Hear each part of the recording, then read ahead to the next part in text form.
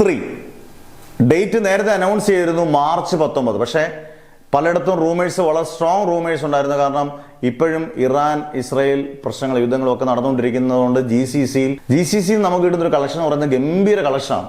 അന്നേരം ഇത് world wide release ചെയ്യുമോ എന്നുള്ളൊരു സംശയവും ഇതിന്റെ തീയതി മാറ്റുമോ എന്നുള്ള സംശയമൊക്കെ ഉണ്ടായിരുന്നു. പക്ഷേ ആട് 3 ആൾക്കാർ ഏറ്റവും കൂടുതൽ ഈ വർഷം പ്രതീക്ഷിക്കുന്ന സിനിമ March 19 തന്നെ ലോകമെമ്പാടും റിലീസ് ചെയ്യും എന്നുള്ളത് കൺഫേം ആക്കിയിട്ടുണ്ട്. ഇന്ന് സൈജു കുറുപ്പ് ഫേസ്ബുക്കിനകത്തും സോഷ്യൽ മീഡിയയിലെല്ലാം കൃത്യമായിട്ടിട്ടുണ്ട്. March 19 world wide റിലീസാണ്.